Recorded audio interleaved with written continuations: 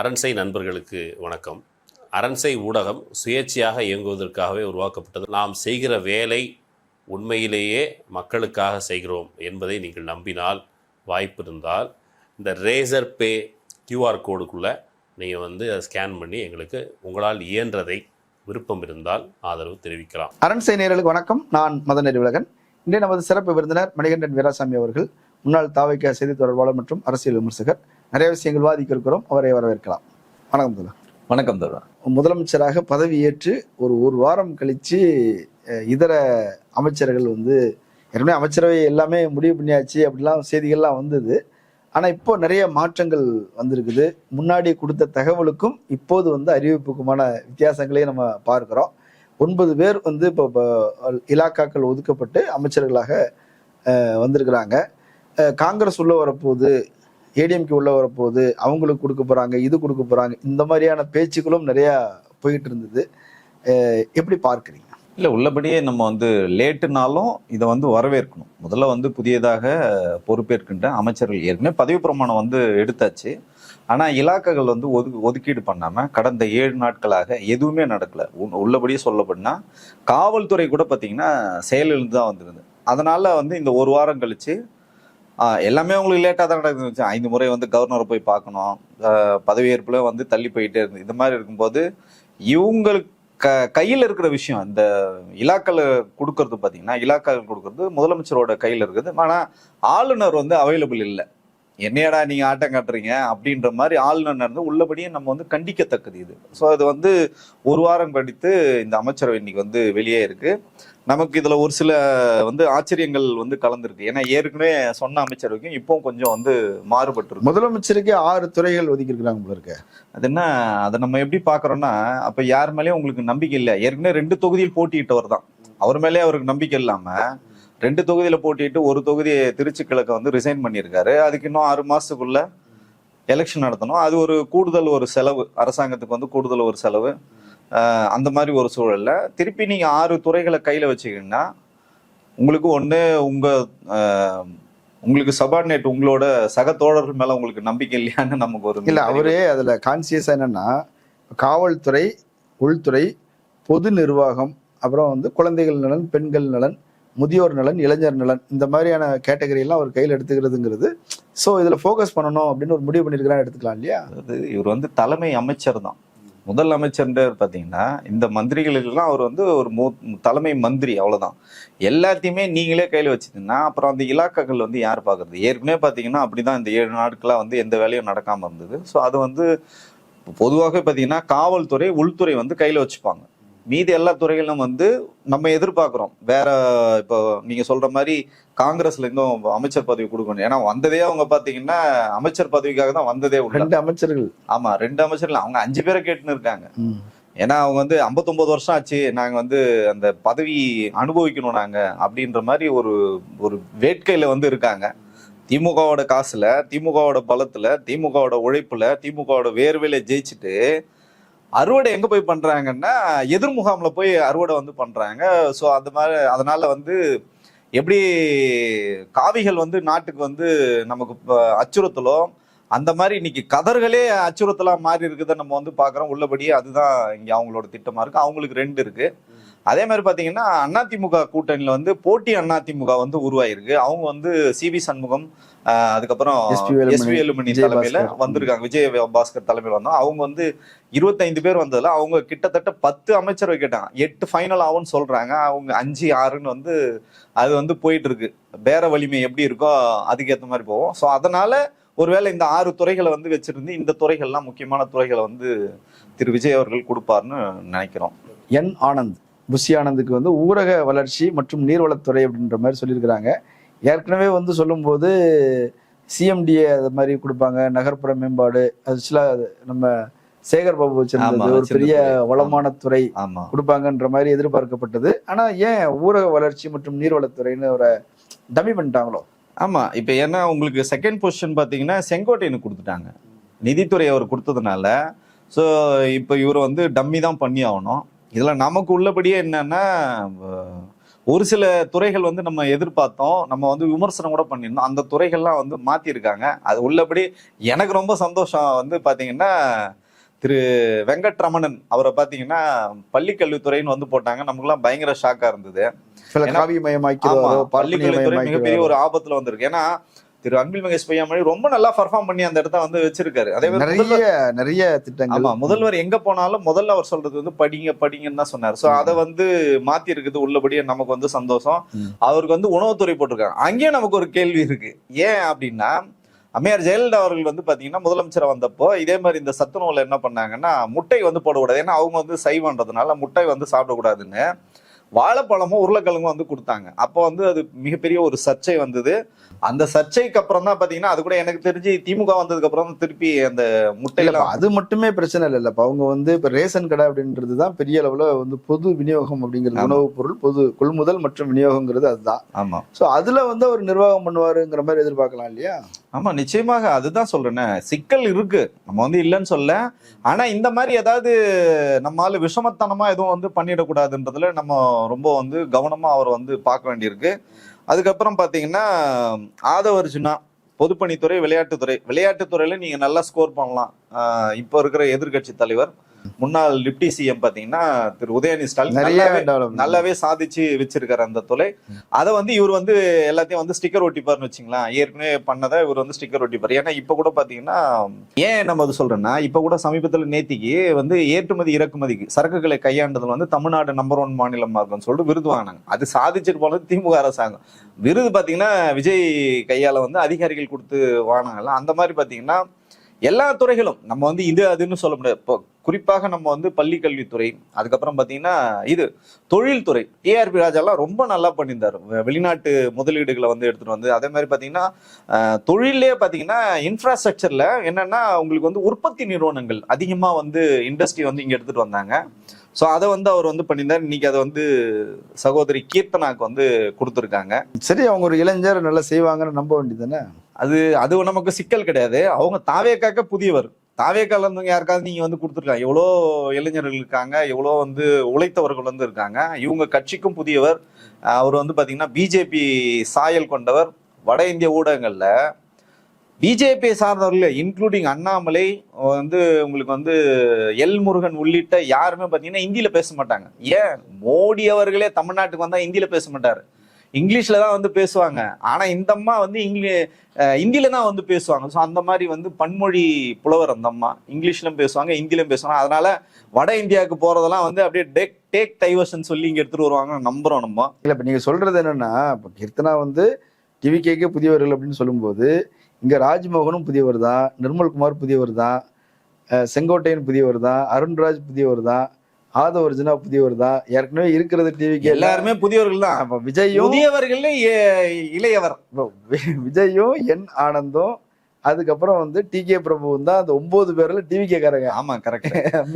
என்ன சொல்றேன்னா, எலெக்ஷனுக்காக உள்ள வந்தவங்க. இப்ப நீங்க சொல்ற நபர்கள் 3 மாசம் 4 மாசம் 5 மாசம் 6 மாசம் 1 வருஷத்துக்குள்ள வந்தவங்க. இவங்க எலெக்ஷனுக்காகவே வந்தவங்க. அந்த மாவட்ட செயலர்ல காலி பண்ணிட்டு பாவம் அவர் வந்து வெயிட் பண்ணிட்டு இருந்தாரு. அந்த பர்டிகுலர் மாவட்டத்தை சேர்ந்தவர். அவரு கூட பதவி கொடுக்காம தென்காசியில. அதுக்கப்புறம் இவங்க வந்து மந்திரியாக பதவி எடுத்துட்டு போகும்போது அந்த கடுப்புல என்ன பண்ணிட்டாங்கன்னா, இந்த அம்மா கால்குலேட் பண்ண காரை கட்சிக்காரங்க எடுத்துட்டு போயிட்டாங்க. ஒரு அமைச்சருக்கு கொடுத்த காரை அமைச்சர் தான் வந்து பயன்படுத்தணுன்ற அந்த ஒரு அடிப்படை நாகரிகம் கூட தெரியாம ஜாலியா ரவுண்டு சுத்த போலான்னு சொல்லிட்டு அவங்க எதிர்ப்பாங்க. அது வந்து அதிகாரி மத்தியத்துல மிகப்பெரிய ஒரு அதிர்ச்சி வந்து உள்ளாக அவமதிக்கிறது நிச்சயமா.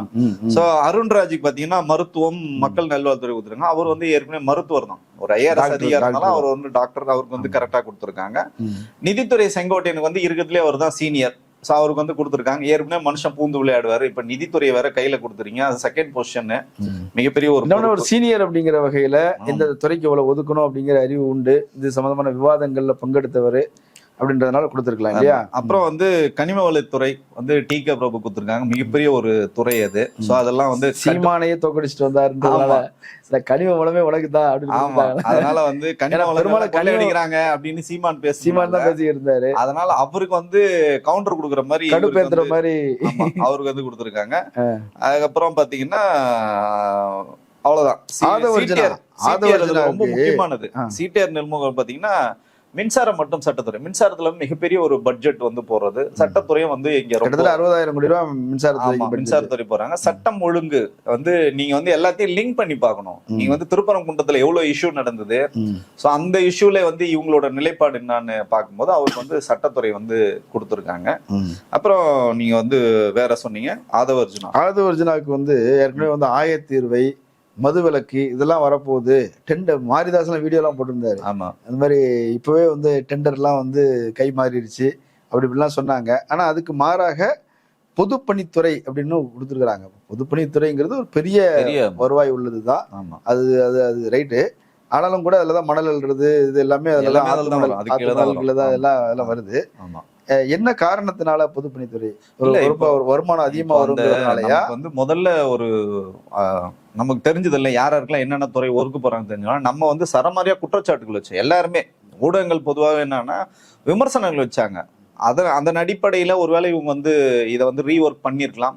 உள்ளபடி அப்படி ரீஒர்க் பண்ணியிருந்தாங்கன்னா நல்ல விஷயமா தான் நம்ம வந்து பாக்குறோம். அதை சொல்றேன், புதியவர்கள் வந்து வரட்டும், நல்லா வந்து பர்ஃபார்ம் பண்ணட்டும். அவங்க வந்து எப்படி வந்து பர்ஃபார்ம் பண்றாங்களே பார்த்துட்டு நம்ம வாழ்த்துவோமா இல்லை வந்து அவங்கள வந்து விமர்சனம் பண்ணுவோம்னு நிச்சயமாக நம்ம வந்து நம்மளோட வேலையை வந்து ஏன் நம்ம இதை சொல்றோம்னா, திரு விஜய் அவர்கள் பாத்தீங்கன்னா பெண்கள் பாதுகாப்பு, சட்டம் ஒழுங்கு எல்லாம் கையில வச்சிருக்காரு. நாங்க வந்தா சட்டம் ஒழுங்கை தலைகீழா மாத்திருவோம்னு சொன்னாங்க.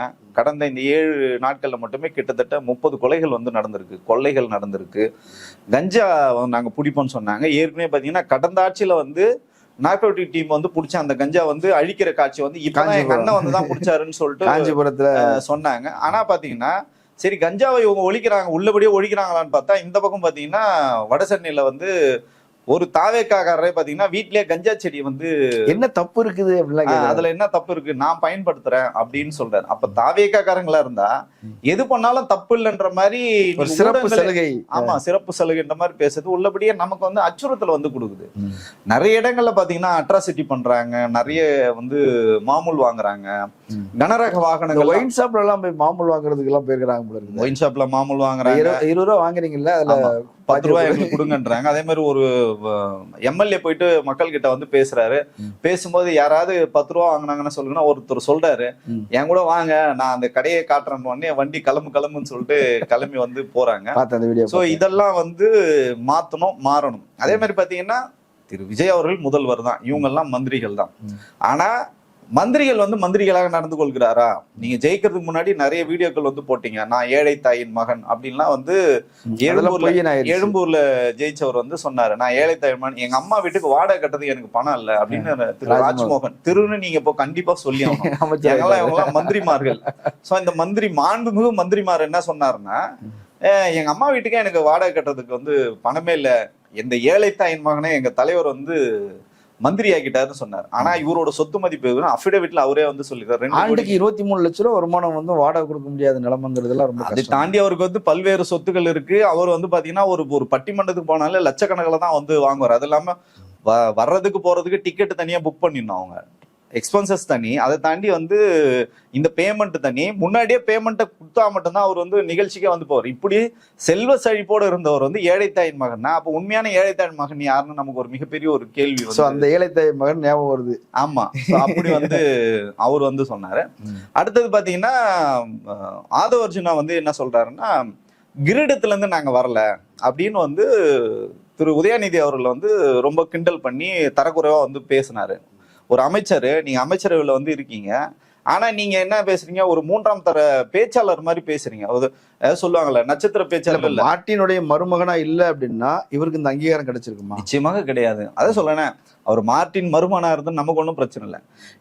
நீங்க வந்து தாவேக்கால வந்து மந்திரியா இருக்கீங்க, இவங்களோட மாமியார் அதாவது மார்ட்டின் அவர்களோட மனைவி பாத்தீங்கன்னா அதிமுக புதியதாக இப்பதான் வராங்க, ஐஜேக்கான ஒரு கட்சியில வராங்க. இந்த அதிமுக கட்சி ஐஜாக் பண்ணிட்டாங்க. அவங்க வந்துட்டு காசு கொடுத்து ஹைஜாக் பண்றாங்க. எம்எல்ஏக்கள் வந்து பொதுச் செயலாளர் பதவிக்கு பேரம் பேசுறாங்க. அதிமுக விலை பேசுறாங்க. எவ்வளவு ரேட்ட சொல்றா, ரேட்ட சொல்லு அக்கா வாங்குறேன் பாரு அப்படின்னு சொல்லிட்டு அவங்க வந்து பேசுறாங்க. இன்னொரு மச்சான் அவர் வந்து விமர்சனம் பண்ணிக்கிட்டே இருப்பார். ஆனான்னு பாத்தீங்கன்னா அவங்களுக்குள்ள என்ன டீலுன்னு நமக்கு தெரியல. அவர் வந்து விமர்சனம் பண்ணிட்டு அவங்க அம்மா பாத்துங்க, பத்திரமா பாத்துங்க, காசை கொள்ளையடிச்சாரு. இப்ப கூட ரீசெண்டா வந்து பேசினாரு. அவர் வந்து பாத்தீங்கன்னா அங்க புதுச்சேரியில வந்து அரசியல்ல இருக்காரு.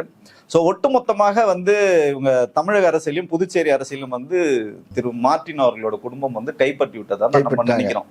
ஸோ இதுக்குள்ள என்ன அரசியல் இருக்குன்னு நமக்கு வந்து இன்னும் போக போக தான் வந்து தெரியும். ஏன்னா ஆதவர்ஜுன் அதெல்லாம் சொல்றாரு, எங்க அண்ணன் மேல கை வச்சிங்கல்ல, எங்க அண்ணனை பத்தி பேசுங்களா, ஒவ்வொருத்தரும் உங்களுக்கு இருக்குடான்றாரு. நீ அமைச்சர் ஆகிறதுக்கு முன்னாடி வந்து பேசின, வேட்பாளர் இருக்கும் போதே சொல்றாரு, கொளத்தூர்ல திரு ஸ்டாலின் அவர்கள் தோப்பாருன்னு சொல்லிட்டு அவ்வளவு கான்பிடண்டா சொல்றாரு. அப்பனா அங்க என்ன சதி நடந்தது அப்படின்னு நிச்சயமாக வந்து நம்ம ஆராய வேண்டிய அவசியம் இருக்கு. இதை வந்து மத்திய அரசாங்கம் வந்து கையில் எடுத்து இங்க வேலை செய்ய வேண்டிய ஒரு அவசியம் இருக்குதான் பாக்குறோம். பட் எனிவே வந்து புதிய ஒரு அமைச்சர்கள் வந்து வந்திருக்காங்க. இதுக்கப்புறமா அது இந்த 7 நாள் வந்ததுனால கூட்ஸ் ட்ரெயினா தான் இருந்தது. இதுக்கப்புறமாவது எக்ஸ்பிரஸ் வேணாம், குறைஞ்சபட்சம் பேசஞ்சர் ட்ரெயினா வந்து இது டிராவல் பண்ணா மக்கள் வந்து மகிழ்ச்சி அடைவாங்க. ஓகே, இப்போ ஏடிஎம்கே இவங்களோட வந்து சேர்றதுல என்ன பிரச்சனை? இப்போ சிவி சண்முகம் வரன்ட்டாரு, எஸ்பி வேலுமணி வரன்ட்டாரு, விஜயபாஸ்கர் எல்லாருமே ஒரு டீம் ரெடியாகி 25 பேர் ஆதரவாக ஓட்டு வேற போட்டாங்க. ஒரு சிலர் பெஞ்சமின் உட்பட சிலர்லாம் கேசி வீரமணிலாம் போயிட்டாங்க. அப்படின்னாலும் கூட இப்போ என்ன அவங்களுக்கு பதவி கொடுக்கறதுல என்ன பிரச்சனை? யார் தடையா இருக்கா?